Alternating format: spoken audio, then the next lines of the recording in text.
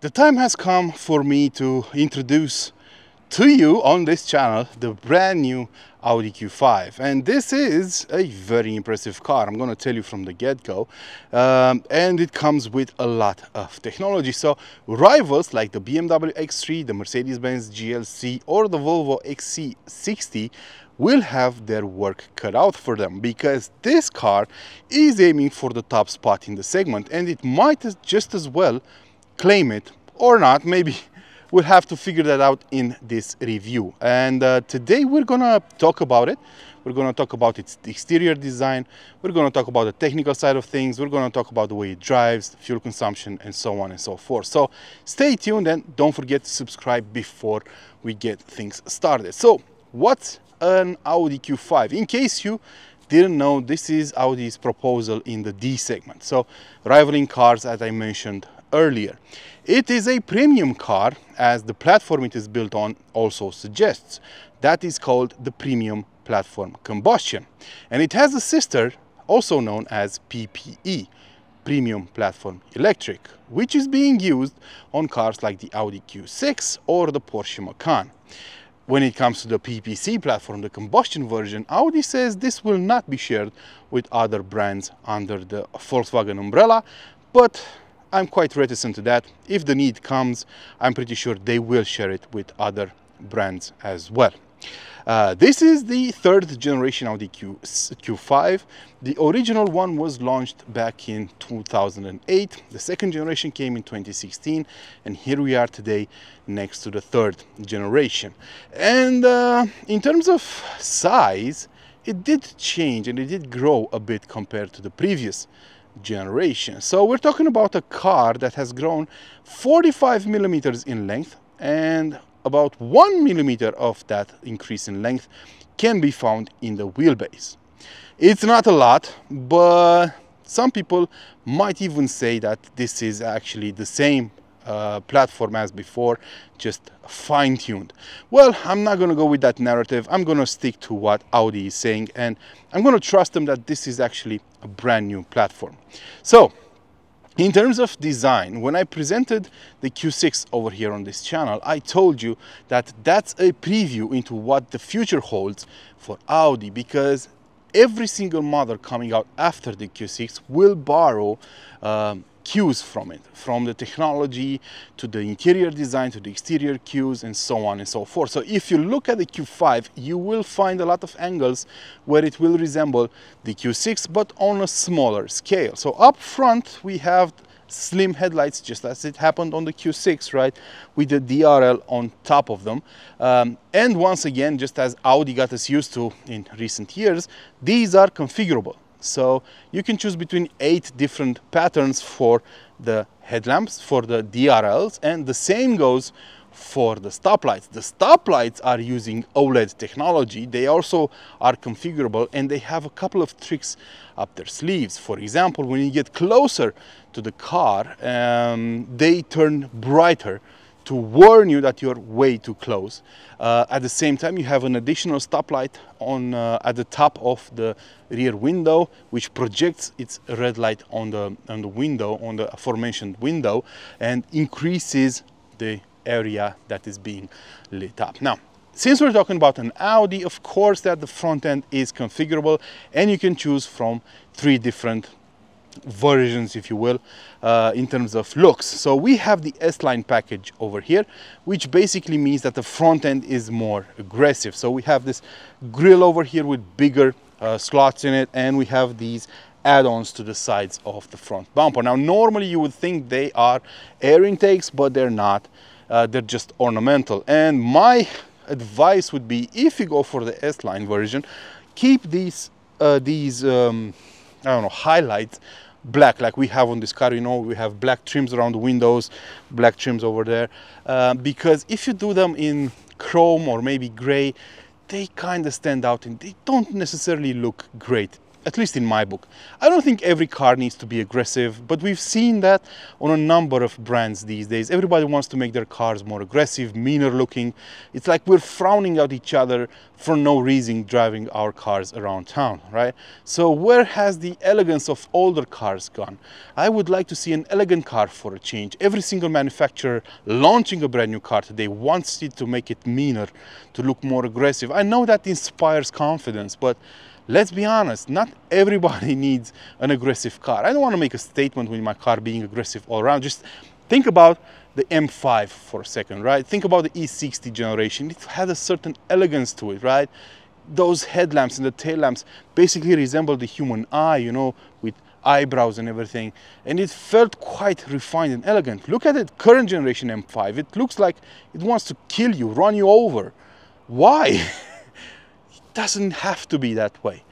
So in my book, I wouldn't go for the S-Line package. It's quite expensive. I would probably go for the advanced version, which is about €1,000 cheaper, and I think it looks better, but that's a matter of taste. I would like for you to tell me which one you would prefer. Now, looking at the car from the sides, you will notice the wheels, the wheel size will range depending on the market you're in, between 17 and 21 inches. On some markets, you only get 18 to 21 inches. We have the 19-inch double spoke wheels over here. They're about €900. They don't exactly look amazing, but I think they do the job. Maybe a 20-inch wheel would fit even better under these wheel arches, but I don't know. Tell me what you think. If you go for 20-inch wheels, you probably ruin a bit of the car's ride. And we're going to talk about that when we get inside the car. As for the rear end, well, of course, we have a light bar connecting the two stoplights. You know, I already told you they're configurable. And the big news here is the fact that we have real tailpipes over there. Something Audi has started offering with the A5, and it continues to do so with the Q5. So yes, kudos to Audi for offering real tailpipes.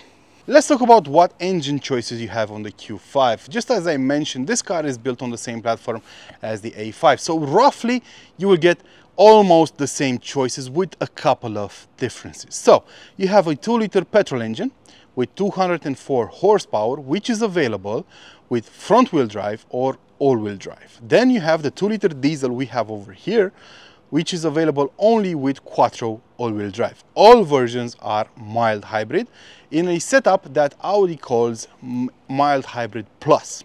And they have every single reason to do so, because it's quite a brilliant setup in my book. Now, what differentiates this setup from other mild hybrid setups is the fact that you can actually drive quite a long time on electricity alone. Most mild hybrid models only have a hyped up starter generator, right? Starter alternator that's supposed to help you start the engine. It allows you to coast and do various such things. Not over here. This 48-volt setup uses a 24 horsepower electric motor with about 230 newton meters of torque hooked up to the outside, to the rear end of the transmission, right? That location was chosen by Audi because they say this makes energy recuperation more efficient. So you can recuperate more energy while slowing down, and therefore cut down on emissions, cut down on fuel consumption. So that electric motor is fueled, if you will, by a battery. It's a 1.7 kilowatt hour LFP battery, which is quite interesting. I think this is the first time I've seen an LFP battery on a mild hybrid car. And the reason why they chose LFP is because LFP allows a higher recharging number of cycles, and it is basically fireproof, so it won't catch on fire.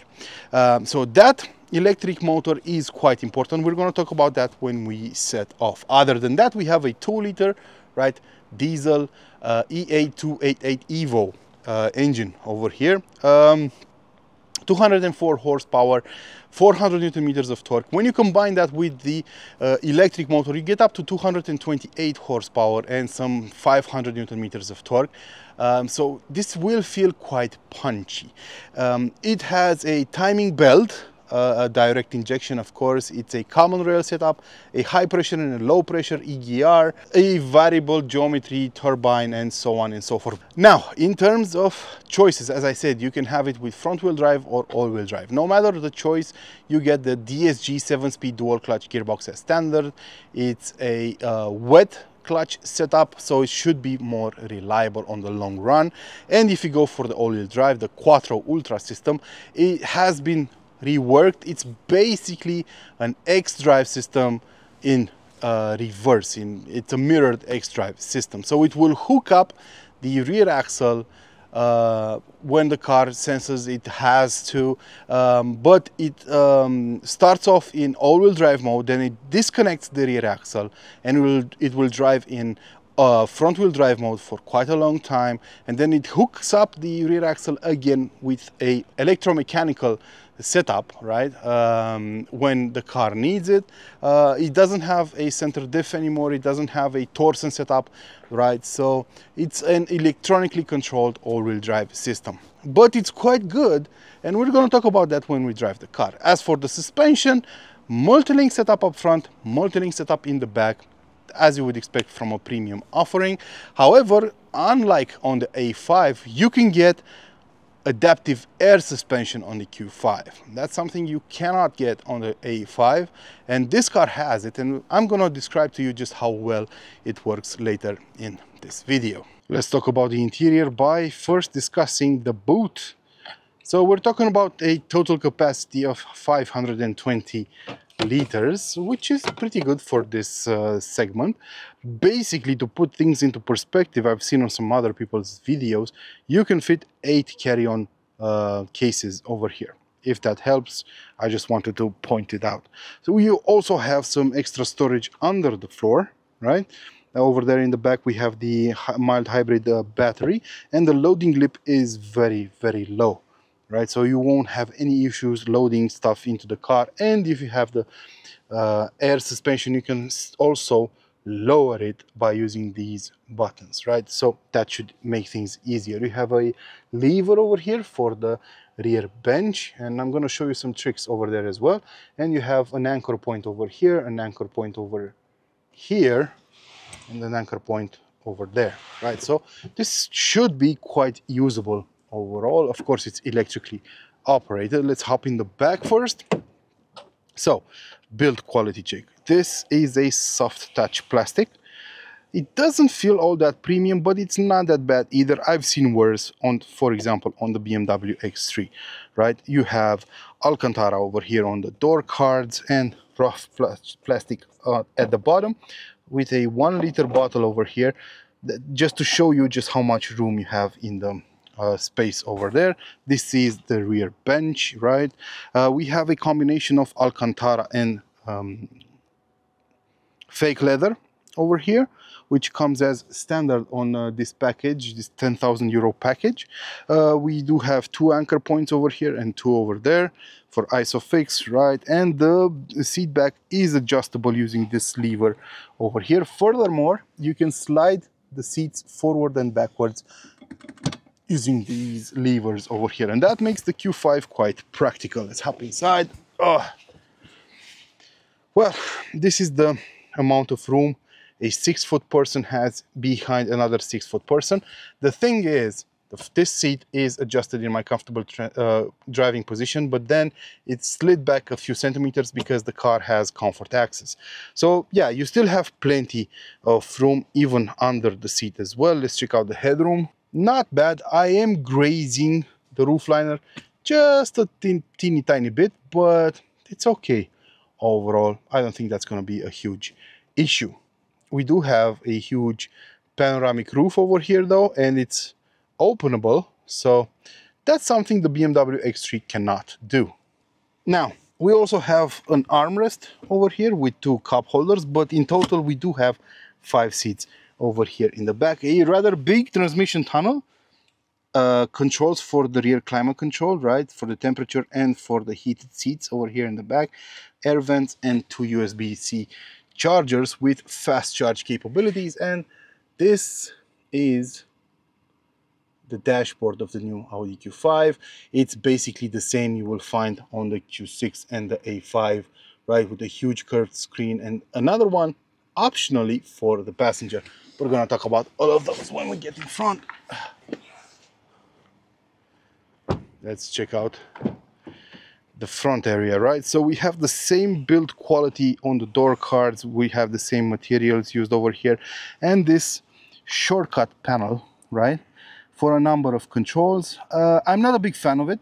I mean, it's okay, it works, it's not easy, it's not hard to use. The only problem I have with it is its location. If it was somewhere over here, it would have been perfect, but since it's positioned over here, I know Audi says that it was positioned here to be within reach, but whenever you want to try and close the door, you will instinctively reach for this area, so that's not great. Now, these are the front seats, also S-line seats, right, as you can tell, and they are made of the same materials, right, textile and leather on the sides. It has electrically adjustable options and memory, of course. And we also have the S-line steering wheel over here, which with touch sensitive buttons on the sides, but they are rather easy to use, so no complaints over here. This is the dashboard, right, the instrument cluster. This uses Android in the background, and it moves rather well. I think they've made a lot of improvements compared to what I experienced on the Q6 and on the A5, so it works a lot better now. I'm not going to go through everything inside, right? You have plenty of options, right? You have a shortcut from top to bottom, right? Apps and everything over here, everything you could possibly need. You can connect your phone wirelessly for Android Auto or Apple CarPlay. Plenty of options in this regard. This is the instrument cluster. It's also a screen, right? Both of them are OLED. You can configure the information shown over here and the information shown over here. And right in the middle, you have a rev counter, right? A speedometer and an area over there in the middle for the driving aids. This allows you to select the driving modes, right? And since we have air suspension on this car, you can notice that you have an indicator over here for the position of the air suspension.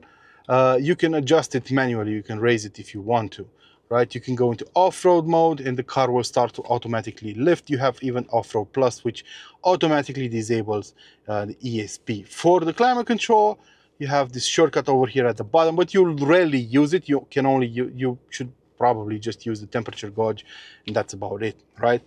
We have a wireless charger over here, 2 additional USB-C ports, right? The gear selector, parking selector, camera selector, right over here, and of course a shortcut for the driving aids inside the car, which allows you to turn off the annoying excessive speed warning. And we also have a screen for the passenger. It was turned off. You cannot see it as the driver once you set off. You can only see it when the car is stationary. We have 2 cup holders over here, a huge area under the armrest, and of course, let's get back to this magnificent sunroof. Driving around town, the first thing you're gonna notice is the fact that this is one of the most refined diesel cars you've ever driven. That's especially true if we're talking about 2-liter diesel engines. So the mild hybrid setup of this car, I think it's erroneously, I think it's wrongfully called a mild hybrid, because this is actually a full hybrid. And you notice it whenever you're driving the car, because you will be doing a lot of the low speed travel on electricity alone. And that's pretty brilliant. That electric motor I was talking about earlier, combined with the rather big 1.7 kilowatt-hour battery in the boot, allows this car to cover a significant portion of your inner city trips on electricity alone. That makes this car a full hybrid in my book. I used to have a Prius, just like the one on my left-hand side over here. And this car feels a lot like that Prius inside the city, because I used to drive on electricity a lot on that car, and the same goes for this one. But it's not just that. It's not just the fact that you are able to drive for longer distances on electricity alone that makes this car very refined. It's also the ICE by itself, because it doesn't rattle that much. It's not that noisy. It's very balanced, very well balanced, and you barely notice it when it starts up. Yes, you will feel some vibrations, but you will rarely hear it. And if you have the music turned on, I bet you're not going to notice it at all. When you are going to notice it if you're driving with the window down and, you know, on narrow streets where the sound from under the hood bounces off the side walls, you know, of the street you're driving on, and then gets back into the cabin. But otherwise, you will hardly ever hear it. And I love the fact that I'm driving electrically for such long periods of time while inside a busy city. And that also helps out with fuel consumption. So I noticed that this car has an average fuel consumption in this kind of heavy traffic of about 8 liters per 100 kilometers covered, which is brilliant in my book. That is very low for a diesel 2-liter engine on a car that weighs about 2 tons. So yeah, very well done, Audi. This is a technology that I'm willing to bet is going to stick around for a long period of time. And I'm very curious to see how the petrol version handles, because that should be even more refined and more fun to drive. Another thing I like about this car is the suspension. So we have the adaptive air suspension on this car. I didn't drive the base model. I don't know how that handles, but I would totally recommend getting the air suspension. It's about 2,000 euros more. But it's absolutely brilliant, very refined. It soaks up the bumps brilliantly. You don't hear a peak, a squeak, nothing from under the wheel wells. Nothing is sent through the cabin. Even bigger potholes are not an issue on this car. Of course, admittedly, we do have the 19-inch wheels on this car, which are pretty small for a car of this size. And I know some people might want to go for the 20 or 21-inch wheels, but you need to know that if you do that, they will take away some of the comfort offered by this car. But otherwise, this suspension is absolutely beautiful. I love it. And I think this is the best suspension in this segment right now. The BMW X3 doesn't offer an air suspension option. The GLC does, but only on its plug-in hybrid models, because they are heavier and they come with rear air suspension as standard. But you can also get optionally, you can get the front air suspension as well. But the problem is on the GLC, since it's heavier, it won't feel as refined as it does, as the air suspension on this car does. So in my book, this is the best suspension in the segment right now, even though it is optional. So if you have the money to buy this car, I'm pretty sure you will be able to afford at least that one important optional feature, which is the air suspension. So pretty good. And I'm also using the adaptive cruise control system on this car, which basically keeps me at bay from the car in front, right? It keeps its distance, it keeps me on the lane, it accelerates automatically when the car in front sets off. It's quite a good system. What I also noticed is the fact that when you don't use the adaptive cruise control, the car is actually able to use adaptive regenerative braking, which is once again impressive. That's the system where that we've seen on a number of electric cars, including from Audi, which allows the car to increase or decrease its regenerative braking depending on the traffic situation. So for example, if I'm not using cruise control, right, and I'm approaching this car in front of me, the car will automatically recuperate more energy and brake regeneratively stronger to recuperate more energy back into the battery, right? And that is pretty good. We also have auto hold, which is a very nice addition too. So overall, very impressed around town with the performance of this car. Something I definitely didn't see coming is the way this car drives when you're in dynamic mode. Now, if you set off in one of these and you're in comfort mode or any other mode than dynamic, you probably would think that this car is just comfortable and that's about it. Well, you'd be wrong. Just hear me out. Switch into dynamic mode and then try and drive this car in a faster manner. It is a revelation, even though... Roadworks ahead. Okay, thank you. It's a revelation even though it is only a 2-liter diesel, but that electric motor helps out in ways you would never imagine. So this car will do 0 to 100 kilometers an hour in 7.4 seconds, and it has a top speed of about 221 kilometers an hour, which is pretty good, but that's not the point. The point is the way it drives. So it pulls like you wouldn't imagine. It pulls like a 3-liter. And I'm not kidding.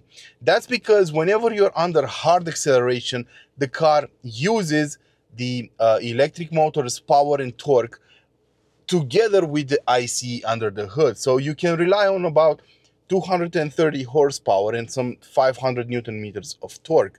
And that can be felt inside the car when you're driving in a sportier fashion. The way it handles in the corners, it's quite interesting. So this Quattro all-wheel drive system, Quattro Ultra, has been reworked, and the car never feels like it understeers, okay? That's a big improvement for Audi models. Of course, the fact that the engine is mounted longitudinally helps, but I think it's all down to the electronics in the Quattro system. So the car handles brilliantly, and you don't have any sort of lag under hard acceleration. And that's mainly thanks to that hybrid setup, to that electric motor that covers all the possible but non-existent torque gaps in the acceleration of this car.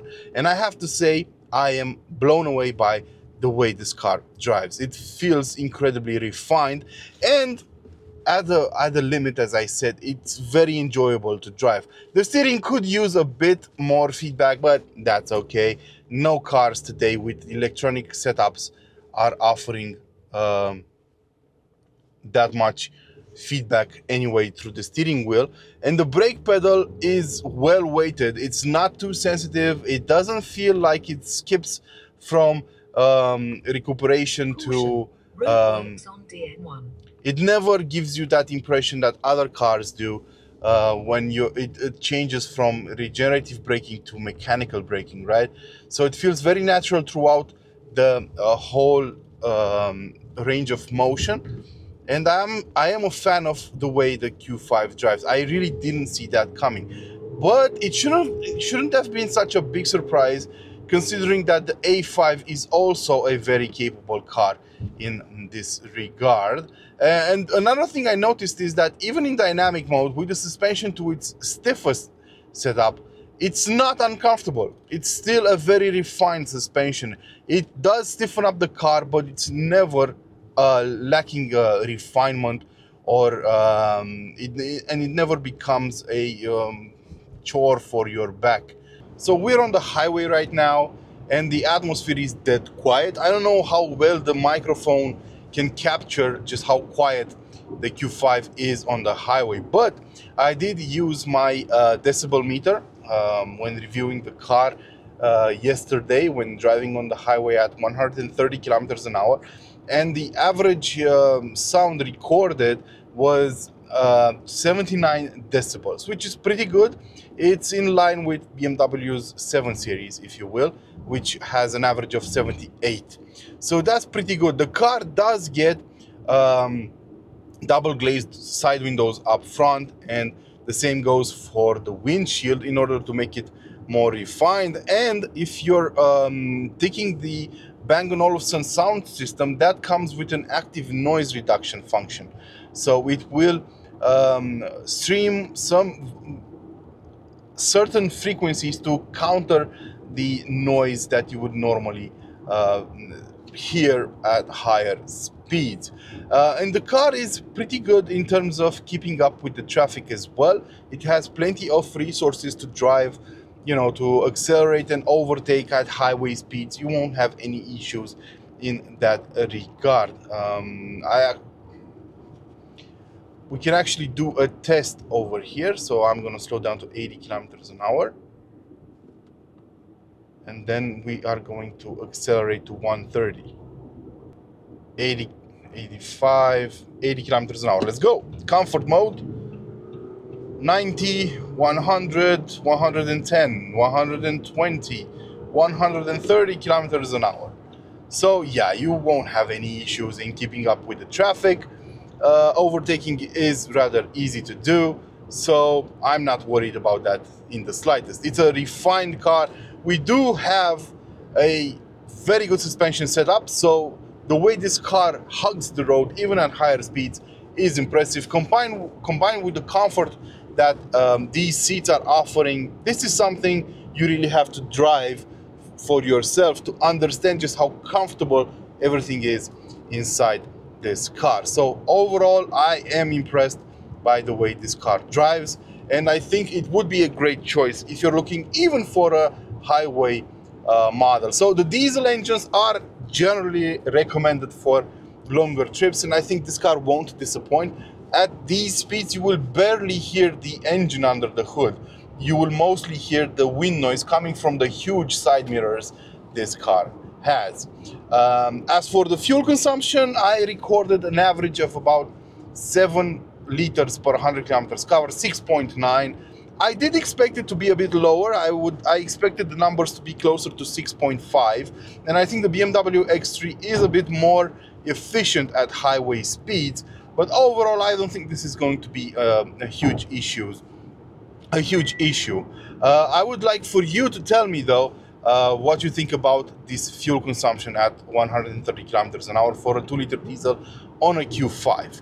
So what's the takeaway then? Well, in my book, I think Audi has a winner on its hands. This is a very refined car. It has a good interior for today's standards. It's not perfect, but I think it's better than the BMW X3 in terms of build quality and assembly. I think this is a better interior. I think the car is more refined than the BMW X3. I think it drives pretty close to the X3. The X3 does have a slight edge, but I don't think many people will notice it. But if you're looking for comfort, this is the one to get, with the adaptive air suspension, of course. Overall, I think this is the best SUV in its segment right now. And I do say that considering the GLC as well. The XC60 is a bit old right now, so I'm not really taking that into account, but I think the Q5 beats the X3, beats the GLC right now, and you should really take it into consideration if you're looking for a new car. As for the price tag, this one almost fully optioned. It doesn't have head-up display and a couple of other options. It's about 78,000 euros. So yeah, it is expensive, but then again, I had the BMW X3 20D for testing purposes a while back. That was also an 80,000 euro car. So you know what? It seems like no matter what you do, you cannot get these cars for cheaper. So if that's an issue, maybe get, I don't know, a Hyundai Santa Fe. That should be an option at about 55,000 euros. But if you want an Audi and everything it brings to the table, that's how much you're going to have to pay, unless you can skip on some of the options we have installed on this car. I hope this review has been useful for you guys, and of course, until next time, don't forget to feed your passions. Ciao.